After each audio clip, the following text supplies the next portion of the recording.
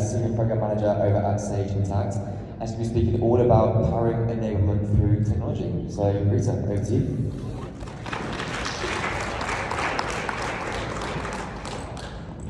Thank you, Chad. How's everybody? You guys hear me?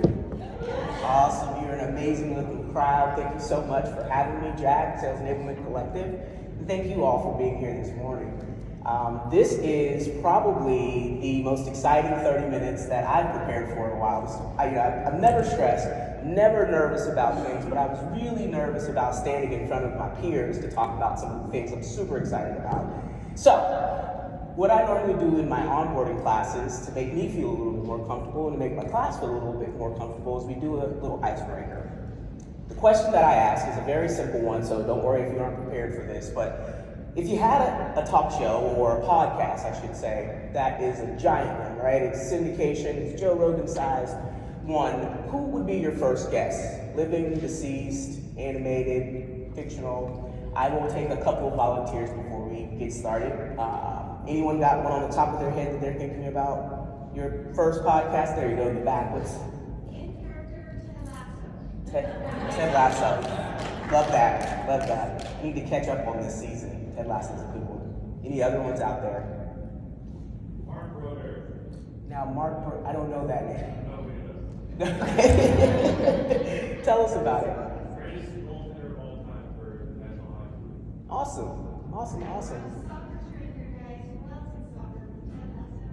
Yeah, there you go. And I know zero about soccer, so there's very little color that I can give you back on that, but thank you for that. So I'll jump in and start by saying I'm truly, truly honored to be here with you amongst these exceptional group of professionals. And before we dive into this world of sales and technology, I want to take a moment to express my heartfelt gratitude. I'm going to take these off too. Stressing me out a little bit there. My heartfelt gratitude for what you do and what we do every single day. I hope that your companies show you just how much you mean to their organizations. So a little bit about me and how I came to be on stage talking about enablement and sales and technology. So first, I love all things sales, which I'm sure most of you do, and have this really crazy affinity for technology. I have been fortunate enough over my 18 years in sales, and then most recently, 6 years in this enablement role, to work for some companies who really leaned into my strengths, right? So over the past 6 years, I have been implementing global tech stack changes, onboarding programs, reskilling for our current sellers for a variety of teams over my career. So healthcare, executive assessments, private equity, software, etc.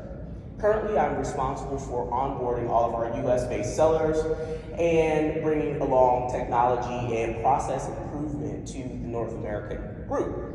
Recently, the global group too, so pretty excited about that. I'm also a student of this game, right? So I'm super excited to be in the room with some folks that I follow and listen to and want to learn additional things from. So looking forward to the lineup we have coming up today.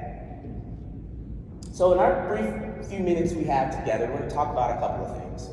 We're going to talk about where we are now, what's the current state of enablement, right? Talk about all this crazy trendy technology that's going on and how that might affect us. Then we're going to try to quiet the noise, because there's a lot of it out there. We're going to quiet the noise and focus on the core products that we need to have for the base of our enablement tech stack. And then finally, we'll talk about leveraging a little bit of that new technology. We'll get our hands into ChatGPT. Who's used ChatGPT already? Yes, love it. So that'll be a good exchange for us. Share some tips and tricks. So here's where we are. It's a ton of noise, right? It's just super loud. All these advancements in the language learning models, or LLM, which is the technology that ChatGPT and Bard and etc. are built on. It's clearly abundant that these things are going to continue to play this role inside of enablement, what we do. While some of us may be nervous, all of us may be a little bit nervous about whether or not AI is going to take our jobs or not, the good news is we've actually already witnessed this transformative power of AI, machine learning, and data analytics in enablement and throughout our society. I'll take this moment to have a shameless plug for Sage. Our actual product, our core product, helps clients save time through automation automating some of those redundant tasks, their administrative tasks, closing books every single month. We help them to automate that through the use of AI and machine learning. Just yesterday, actually, at our partner summit, our CTO unveiled our entire new suite of Sage Intacct products powered by, you got it, artificial intelligence. So, very cool things to come. And then we think about our normal workflow and how we kind of work with Microsoft tools, right? In particular, if you've worked with the new Office suite right now, you've ever used the editor, you've ever used the dictation, you're already using these technologies, which is fantastic. One that I particularly like is called Excel Bot. So I am terrible at Excel, awful at it. But now I look like a genius because you can type a simple prompt in and it gives you back pivot tables, formulas, all of those very cool things. And Microsoft has built those right into the suite of products that you use today. So get familiar, get excited, it's already here. But all of these advances, we have to acknowledge some of the potential pitfalls, right? The rise of deepfakes. You guys heard of deepfakes, seen deepfakes? Yeah. Rise of deepfakes, and sometimes our cultural differences kind of leave us like, okay, we're not sure if I can believe my own eyes anymore.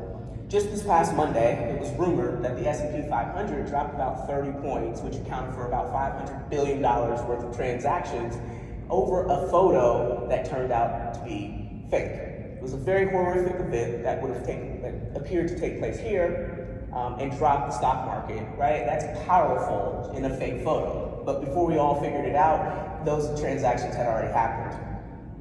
I mentioned Joe Rogan-sized podcast, right? So he's got this giant audience and found himself a victim of deepfake. So he had been endorsing a product that he'd never heard of, right? Company he'd never heard of, made that company millions of dollars before anyone realized that it wasn't actually Joe Rogan sitting and endorsing this product.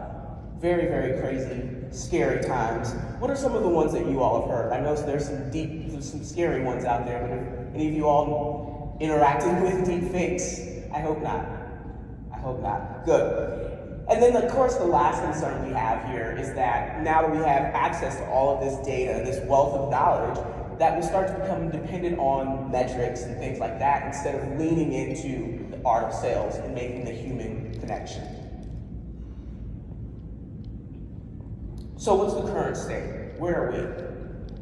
Don't want to throw up the definition. We all kind of know what we do. The essence of what we do is to equip our sales teams with the necessary resources to effectively sell our respective companies' products and services, including, but not limited to, because I know we do a lot of things. We do change management. We do, content creation. We do it all, but we'll focus in on a couple of them.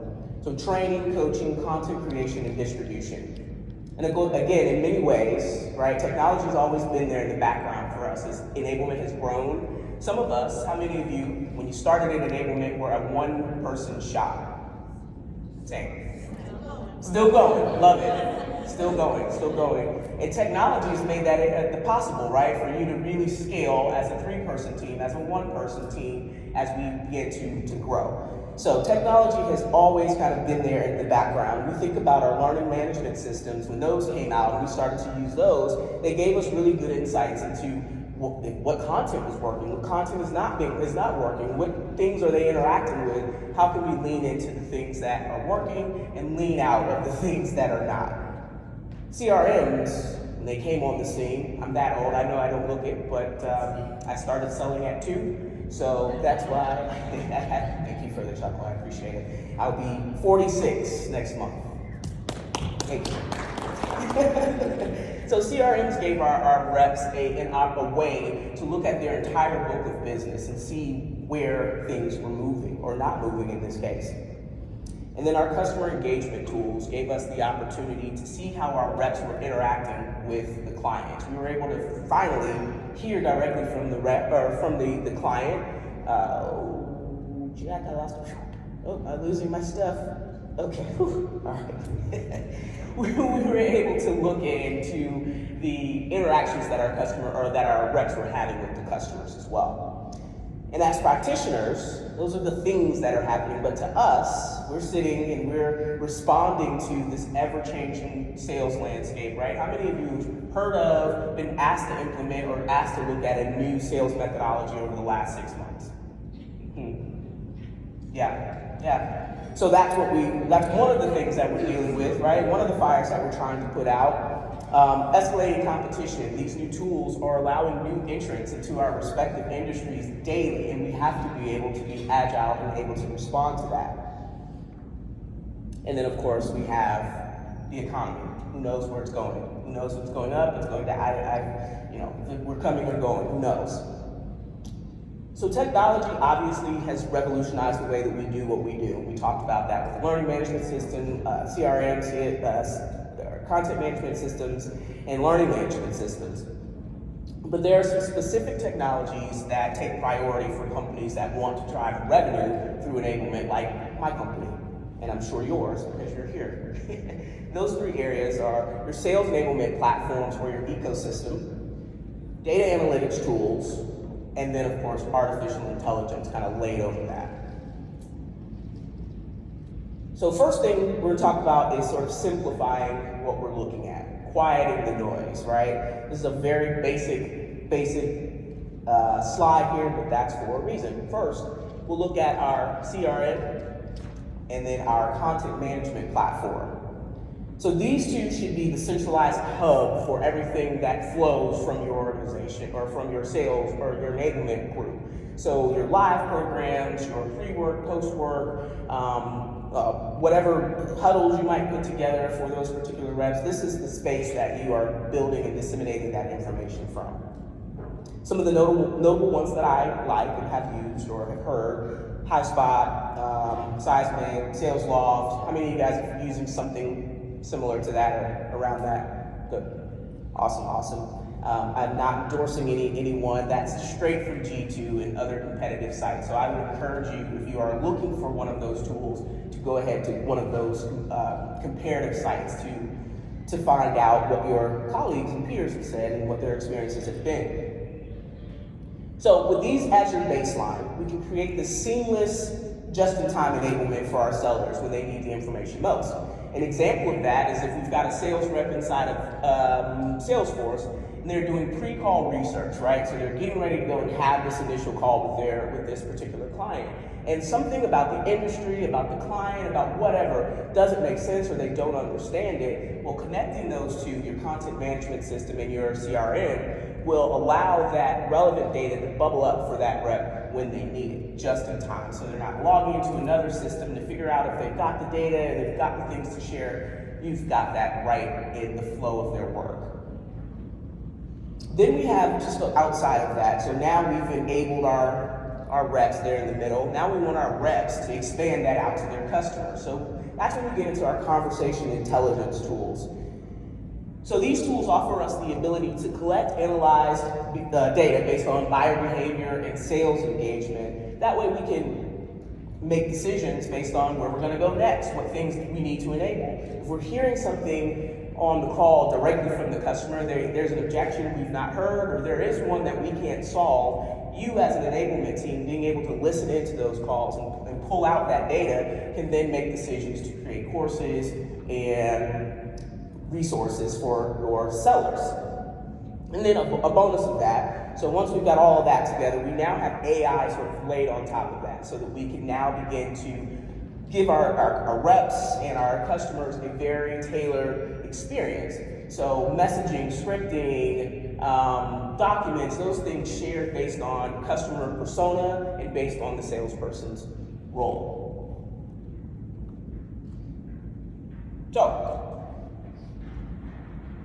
how can we start using some of these things? One, obviously make sure you have those tools connected, your baseline tools, so your CRM, your CMS, your learning management tools connected, so there's a seamless experience for the reps, and then a seamless reporting experience for the sales leaders, right? All of the folks involved. Two, I think it's super important if we are to survive this whole thing, just say that.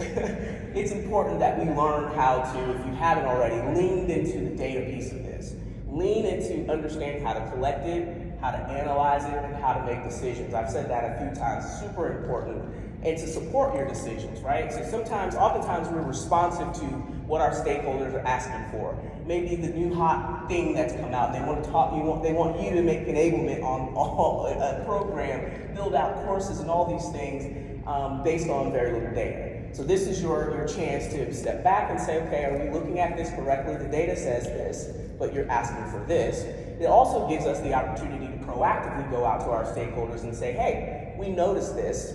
This is a deficiency. We probably should lean into enabling our reps to answer that particular objection or change our go-to-market messaging based on what we're hearing. Of course, embrace this automation and AI. Again, I'm very excited about what we released yesterday, a couple of hotels down. Tons of automation, tons of AI coming to our core products, right? And then, of course, the future belongs to those who learn how to build with these tools. So I encourage you to get out there and have fun. Open up ChatGPT. I'm going to give you some tips on how to do that and how to do that more effectively coming up here, actually in the next slide. So let's talk ChatGPT for a moment. I noticed everyone's hands went up, or most folks' hands went up when I asked, had you been working with ChatGPT? How are you working with ChatGPT? Can I get a volunteer to kind of tell me what kind of things you're using ChatGPT for? Sure. So I enter in some Excel data on seller performance, and I ask it to analyze it for me. Yep, good. It's really good. Anyone else have a use case that they're using AI for? I've had some of our sales development reps use it to compare to their sequencing, as well as some of our social media posts. So when our reps are having them build their social media presence, compare it to what they write versus what they're putting out there currently, to engage customers. Love it, love it, love it. Any others? Role playing. Good one, really good one. How are you specifically using it for? Just trying to put in as much information as a buyer from their perspective. Yeah. Here's what you have. Here's your ERP, for example. Here's how many employees. Here's what your budget is, and that kind of sets up our sellers to have an active conversation and simulate a call with them. I like that a lot. Yeah, I like that a lot. There's so many places, so many ways that we can go with this, this AI and kind of how we're working with this ChatGPT and other tools. One of the things that really stood out that is going to differentiate you and how you use the tool is how you prime the tool, right? So this first prompt, write an onboarding outline for sales reps. What do you guys think you'll get back with that? For those of you who use ChatGPT, what do you think you'll get back? Something super generic, something very, very basic, right? It's important for us to set intentions, not only for ourselves, it's been a powerful tool for me to help me clear my head and ask for what it is that I specifically want. So this is an intentional prompt. So I'm telling ChatGPT what it is, what I'd like to do, putting some context around it. So the second chat is act as if you are a sales enablement professional, so I'm giving it its personality. Act as if, I didn't tell it that it is, right? I don't know where we're going with this, if I'm telling it that's alive or not, so I tell it, act as if you're a sales enablement professional who's responsible for onboarding of new reps selling insurance or whatever your industry software. Create a comprehensive onboarding plan to get them up to speed. And maybe I put a time frame. Maybe I say 3 weeks, 4 weeks, whatever that might be. What do you think I'm getting back from that one? Very specific, intentional, focused. The second thing I would do with this, so after I've set my intentions, ChatGPT understands what we're doing, I've asked it to spit this reply back out, it's important that so we've requested it, then we're going to rewrite it, and then we're going to resubmit it. We're going to rewrite it because this thing isn't human, right? And so it gave us that super basic thing, we set intentions, and then we got it back and the data's wrong, or they quote something from a place that's not correct, or a number of things. It's grammatically incorrect, it doesn't flow, it doesn't make sense. So it's important that you add this human element back into the process, and you go through and really edit and really get in there, and then resubmit it, right, to polish it back up. So There it is, ChatGPT. The third thing I would say about ChatGPT, you should have said the first part, is to make sure that you are vigilant with the data that you're putting in there, right? Anybody wonder why we would want to make sure? First reason, I'll just tell you, it's fine.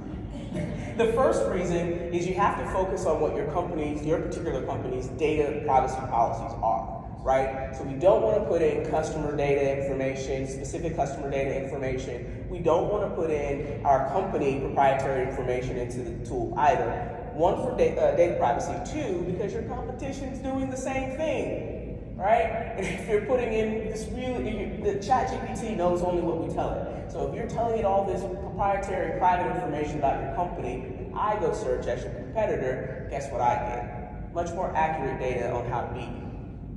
All right? So keep that in mind. And there's a plugin I heard about yesterday or the day before. Zapier has a plugin now that you can use. So ChatGPT, every single day, I mean moment by moment, there's a new tool being added onto this stack. So Zapier has one where you can set up your automated flows. So if you have a new hire and you need to follow them in their process along the way, we're not going to fire hose them with every single thing that we know and try to enable them in that first session. We're going to spread that out and enable them just in time. So when it's time to create a quote, that tool will enable them, not at the day one introduction. So there's a couple of tools out there to kind of help you out. But amidst all of this technological advancement, right, we must never ever forget our ultimate goal. And I don't just mean in sales enablement, I mean in society. Like, we cannot let these things take over, right? We must never forget that our ultimate goal is to create meaningful human connections with our customers. So it's critical now more than ever to retain our human touch. Technology obviously is a powerful tool, but it's only one piece of this puzzle. We have to, it's non-negotiable, we have to nurture empathy, understanding, and authenticity in our interactions with our customer. Our story I like to tell my new hires is the power of what we do, right? The power of all of us.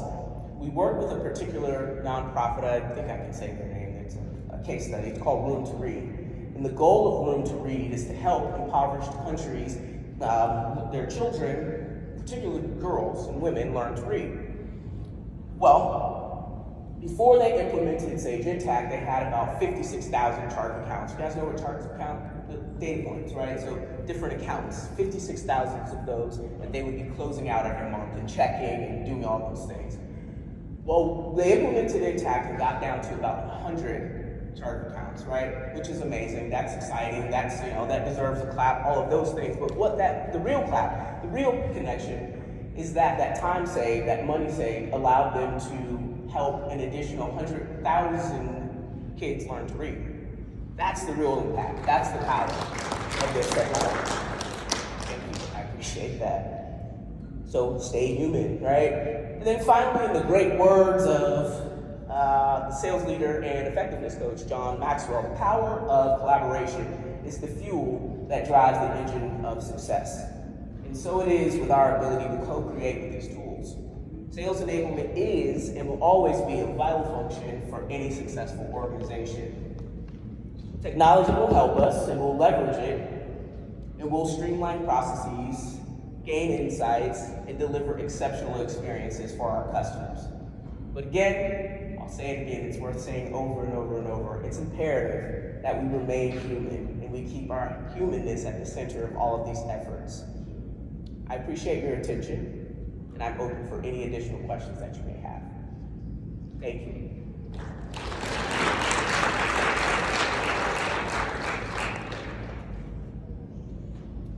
Questions? This one, went off. All right. I had to get in touch in a couple of things for you. I will share it with you if you want. I have curated some news that I kind of follow, newsletters, exciting articles about sales, about enablement, and of course about all of this amazing trending technology. So connect with me later. Jack will be sending out the slides, and I will be around if there are any additional questions or just want to chat. So it's a pleasure. Thank you all for your time. Thanks. We have had a few questions. we have time for. So the first question is, She's like, get back on stage. Got it. Got it. Yes, first question. what has been the biggest win with AI for you?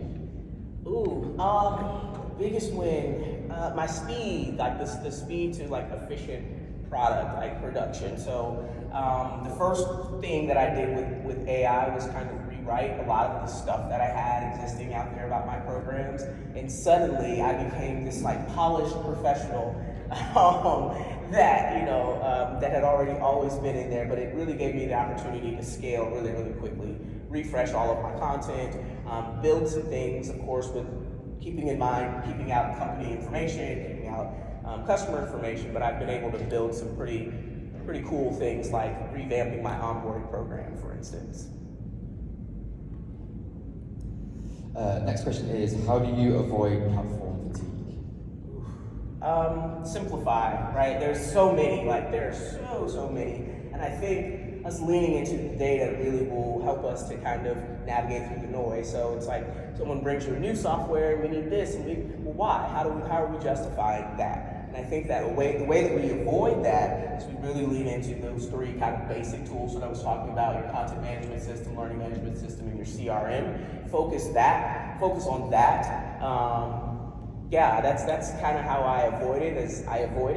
If there's not a real reason to justify why we're bringing in an additional piece of technology, then we don't. In fact, one of the biggest projects that I'm on right now is optimizing this tech stack globally, right? So looking across, all of the regions, all of the teams, and saying, this team is using this team is not using this. Does it make sense? Why are they using this? What results are we deriving from that? And then making a decision to get rid of the thing that is, that kind of loses. So that's how I avoid it. I cut it out. I think so. Love it. Next question is, to avoid putting sensitive data into the AI, do you have any examples of how you can dummy data to be analyzed? How you can dummy data?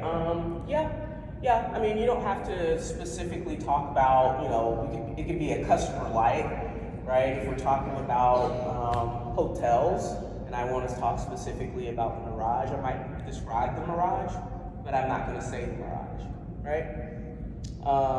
If I want to compare my company with others in the industry, I may not say Sage and NetSuite. I might say, I'm going to talk around that and give it a very general but specific, if that makes sense. Does that make sense? Does that translate what I'm trying to say? So get specific but stay general. Don't mention names, don't mention customers, don't mention proprietary processes if you have that. And the final question here is, what tools or resources do you recommend for learning how to prompt? Good one. The first thing I recommend is just getting in there and playing around. You won't break it, you can't break it, you should do that, get used to it. There are a couple of newsletters that I follow. There is one called Superhuman. I can't remember the gentleman's name.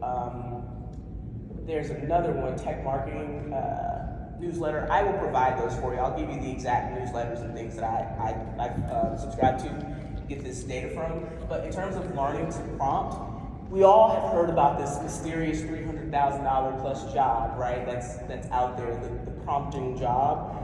So I don't believe there's like a university or a place that you can go to kind of learn this. You're going to learn by doing, right? You're going to learn by doing. And then one big thing that you can do to get yourself your own prompts, your own set of prompts. Remember, be intentional.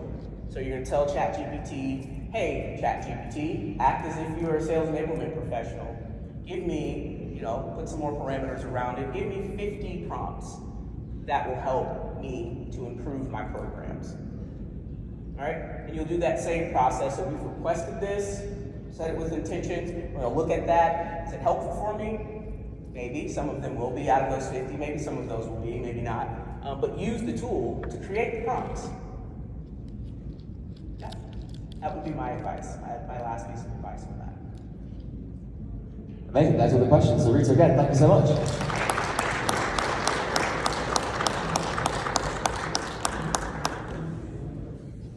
Okay, this next session we are joined by VJ